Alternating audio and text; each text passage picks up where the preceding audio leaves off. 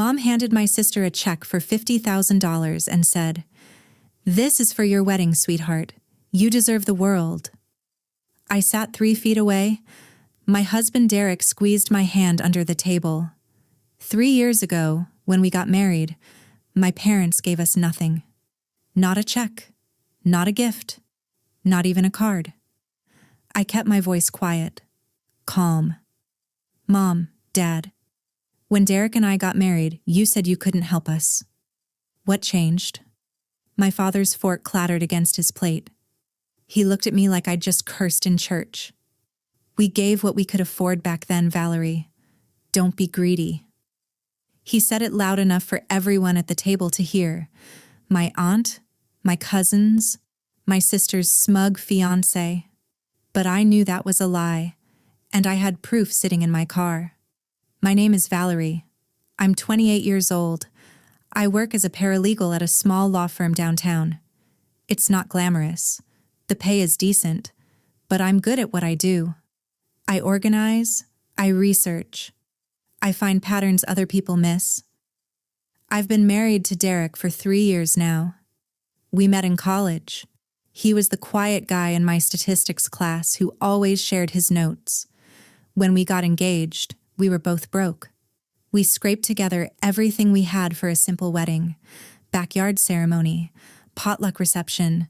My dress was secondhand. It was perfect to us. But to my family, it was an embarrassment. My younger sister Jocelyn is 25. She's always been the star. The one with the dance recitals and the beauty pageants. The one who got braces when I had crooked teeth. The one who got a car at 16 while I took the bus. I was never the pretty one or the talented one. I was just useful. "Valerie's so responsible." That's what my parents always said, like it was a compliment. But what they really meant was, Valerie doesn't need anything. Valerie can handle herself. Valerie won't complain. And for years, I didn't. I told myself I was being too sensitive. Maybe I was remembering wrong. Maybe they really couldn't afford to help us. Maybe Jocelyn just needed more support because her path was harder. I made excuses for them because the alternative hurt too much. If you've ever been pushed aside by family, subscribe right now and tell me where you're watching from. Because I know I'm not the only one who's felt invisible in a room full of people who were supposed to love me. But that day at brunch, I finally stopped making excuses because I found something that proved everything. It was supposed to be a celebration. Sunday brunch at my parents' house. White tablecloths, fresh flowers, fancy pastries from the bakery across town. All to celebrate Jocelyn's engagement to Todd. Todd came from money. Old money. The kind of money that made my parents' eyes light up every time he walked into the room. I brought a homemade dessert, lemon bars, my grandmother's recipe, the one I'd been making since I was 12. My mother took the dish from my hands without looking at it. "Oh, thanks, honey. I'll just put this in the back." She set it on the counter behind the fancy pastries, out of sight. I told myself it didn't matter. Jocelyn floated around the room showing off her ring. 3 carats, princess cut. Todd's family had flown in from Connecticut just for the announcement. "Isn't it gorgeous?" She held her hand up to the light. Todd picked it out himself. My parents beamed. My mother actually teared up. "Our little girl," my father said. "All grown up." I stood by the window and sipped my mimosa. Derek stood next to me. His jaw was tight. Then came the announcement. My father clinked his glass with a fork. The room went quiet. "We want to do something special for Jocelyn and Todd," he said. "We've decided to give them a little head start." He pulled an envelope from his jacket pocket. Inside was a check. $50,000. The room erupted in applause. Jocelyn squealed and hugged him. My mother wiped her eyes again. My stomach dropped. Derek leaned close to my ear. "We got nothing, Val. Not even help with our apartment deposit." "I know. I wanted to say, I know, but instead I just stood there, watching, waiting for someone to notice me, for someone to remember. No one did. Derek nudged me gently. You should say something. Calmly. Just ask. So I did. I walked over to my parents, kept my voice soft, polite. Mom, Dad, when Derek and I got married, you said you couldn't help us financially. You said things were tight. What changed?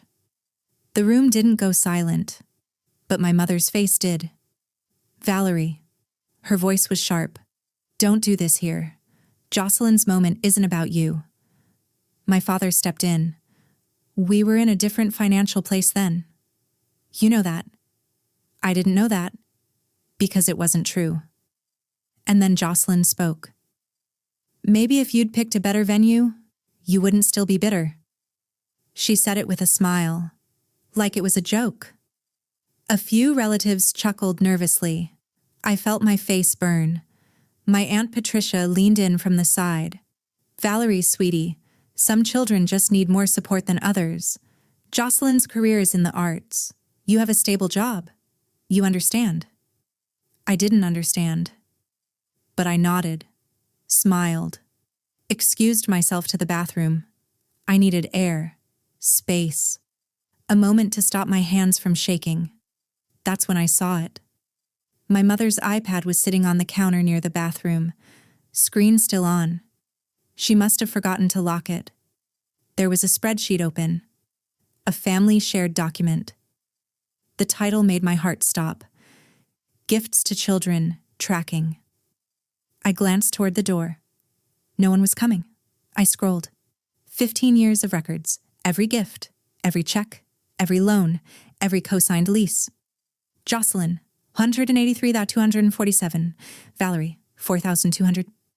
My hands trembled as I screenshotted every page. $4,200. Over 15 years. That included birthday money. That included the $500 they gave us for our wedding when I begged them to help cover the catering. I walked back to that table with a smile on my face. But inside, something had finally broken, and it wasn't me. 2 weeks later, Jocelyn announced a small, intimate wedding planning dinner. Family only, she said. I wasn't invited. Derek found out from a cousin's Instagram story. There was Jocelyn, my parents, her college roommates, Todd's sister. But not me. I texted my mother, kept it simple. Hey Mom, I saw pictures from Jocelyn's planning dinner. I didn't know about it. Her reply came an hour later. It's not personal, honey. Jocelyn just wanted to keep it small. You understand? I understood perfectly. Derek was furious. You're her sister, Val, her only sister. I sat on the edge of our bed and stared at the wall. Maybe I'm overreacting. You're not. But I didn't push. I didn't confront. I just swallowed it down like I always did. 2 weeks later, the second blow came. We were at my cousin Brianna's birthday party. Big backyard cookout. Kids running around. Burgers on the grill. Jocelyn was holding court by the dessert table. 3 of my aunts surrounding her, asking about wedding plans. I walked over to grab a soda. That's when I heard her. Remember Val's wedding? Jocelyn laughed. The DJ played the wrong song for her first dance. So embarrassing. The aunts laughed. At least mine will be perfect, Jocelyn added. I stood frozen, soda can in hand. No one noticed me. My parents were 5 feet away. They heard everything. They said nothing.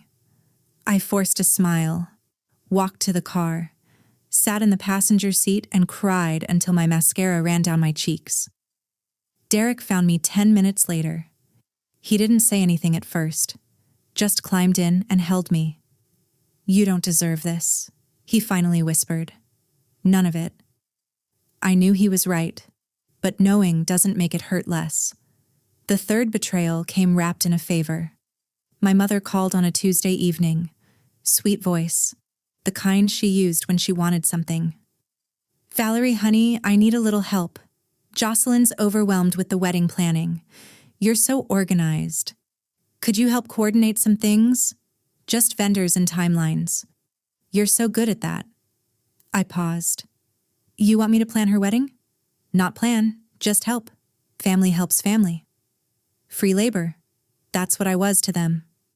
But I said yes, because I had a plan now. I started documenting every text, every email, every conversation, every contradiction. I found out my parents had co-signed on Jocelyn's luxury apartment in the city. 2 bedrooms, rooftop access, doorman. When Derek and I asked them to co-sign our first apartment, a tiny 1-bedroom with a broken heater, they said it was too much risk. I wrote it all down, because I was done pretending the math didn't add up. What they didn't know was this. I'd been preparing for this moment without even realizing it. Years of working as a paralegal taught me one thing: evidence matters. I had every excuse they'd ever given me saved, every text about tight finances, every email promising next time. I built a timeline, a folder, dates, amounts, screenshots. Wasn't planning revenge. I was planning clarity. My coworker Dana had gone through something similar. Her family had written her out of a will because she married someone they didn't approve of. She told me something I'll never forget. You don't owe them a performance, Valerie, but you owe yourself the truth. Derek helped me rehearse. He played my father, my mother, even Jocelyn once, which made us both laugh despite everything. You're not crazy, he told me one night. You've never been crazy. They made you feel that way to protect themselves. Meanwhile, my family grew more confident. My mother kept texting me task lists. Call the florist, confirm the napkin color, follow up on the seating chart. My father bragged at a dinner. Both our girls turned out great.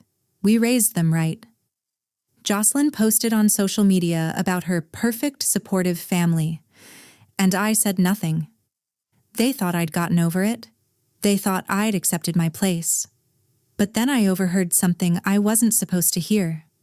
I was at a dress fitting for Jocelyn, sitting in the waiting room, flipping through a magazine. Through the curtain, I heard Jocelyn talking to her bridesmaid. Val's always been jealous of me. Mom says she's just wired that way. It's sad, really. My hand tightened on the magazine. That was it. That was the last time I would let them rewrite the story. The rehearsal dinner was scheduled for the following Friday, an upscale restaurant downtown. 40-something guests, Todd's family flying in, and they asked me to give a toast. I said yes. They wanted me to perform, so I would. Just not the way they expected. The restaurant was beautiful. Soft lighting, white linens, crystal glasses catching the candlelight. Jocelyn glowed at the head of the table. Her dress was designer. Her hair was perfect. Todd sat beside her, proud and polished. My parents sat across from them, beaming. The picture of a perfect family. I wore something simple. A navy dress I'd had for years. No jewelry, no fuss. Derek sat beside me. He squeezed my hand under the table. You okay? I nodded. I'm ready. Halfway through dinner, my father stood. Before dessert, I think it's time for some toasts. Valerie, would you like to say a few words about your sister? I smiled. Of course. I stood, walked to the center of the room. Every eye turned toward me. I started warm, genuine. Thank you all for being here tonight. It means so much to see everyone gathered to celebrate Jocelyn and Todd. I looked at my sister. She smiled back, waiting for the praise. Jocelyn, you've always known how to light up a room. Even when we were kids, you had this way of making everything feel special. A few guests nodded. My mother dabbed her eyes. Then I paused. But before I finish, I want to share something, because I think families should be honest with each other. The room shifted, confused glances. My mother's smile flickered. I reached into my small clutch and pulled out a single folded piece of paper. This, I said calmly, is a record of every gift our parents have given to their children over the past 15 years. I unfolded it. Jocelyn, $183,000. I let that number sit. Me, 4,200. Gasps, whispers. My mother stood half out of her seat. Valerie, this isn't the place. You're right, I said. There was never a place. Every time I asked, I was greedy. Every time I noticed, I was jealous. I held up the paper. But these are your own numbers, your own records. My father's face was red. Finances are complicated. You don't understand. I understand perfectly. My voice didn't waver. You had enough for dance lessons, pageant fees, a co-signed luxury apartment, a $50,000 check. You just didn't have enough for me. Jocelyn slammed her napkin on the table. You're ruining my night. I looked at her. Really looked. No, Jocelyn, you've had every night. I'm just asking for one honest moment. Silence. Todd's mother leaned toward her husband. I saw her whisper something. My uncle, my father's brother, cleared his throat. She's not wrong, he said quietly. I've seen it too. More murmurs, more shifting eyes. I didn't yell. I didn't cry. I just set the paper down on the table. I'm not asking for money. I never was. I'm asking for acknowledgement. And if you can't give me that, then I'm done waiting for it. I walked back to my seat. Derek reached for my hand, held it tight. My parents sat frozen. Jocelyn tried to laugh it off, make a joke, but the energy had already shifted. Everyone had seen. Everyone knew. We left before dessert. Derek drove. I sat in the passenger seat and stared out the window. The city lights blurred past. I didn't cry. I didn't feel angry. I felt light, like I'd finally set down something I'd been carrying for 20 years. The next morning, my phone exploded. Texts from cousins, calls from aunts. Some were angry. How could you embarrass the family like that? Others were different. One cousin, Maria, wrote, I've felt the same way in my family. Thank you for saying what I never could. Another aunt, Aunt Linda, my father's sister, sent a long message. I saw it for years, Valerie. I should have said something. I'm sorry. My mother texted too. You've always been sensitive. We love you both equally. I don't know why you had to make a scene. I didn't respond. My father called once. I let it go to voicemail. He didn't apologize. He just said I'd hurt Jocelyn on her special weekend. I deleted it. Jocelyn blocked me on social media. And for the first time in my life, I didn't chase after them. I didn't explain. I didn't beg to be understood. I didn't get the apology I deserved. Maybe I never will. But I got something more important. I got my own clarity. Derek and I sat on our tiny balcony that night, sharing a cheap bottle of wine, watching the stars flicker above the city. No regrets? He asked. I thought about it. None. We started a savings fund the next week. Our future fund, we called it. Not for anyone else. Just for us. Because I finally understood something. I spent my whole life waiting for my parents to see me, to choose me, to value me. But I didn't need their approval anymore. For once, their silence didn't hurt me. It freed me. If you've ever had to stand up to family favoritism, even when it cost you, I want to hear from you. Hit that subscribe button if this story spoke to you. And drop a comment telling me where you're watching from. I read every single one. Maybe your family never admitted what they did. Maybe they still haven't. But your experience is real, and it matters. Share your story below. You might help someone else feel less alone. Thank you for listening. I'll see you in the next one.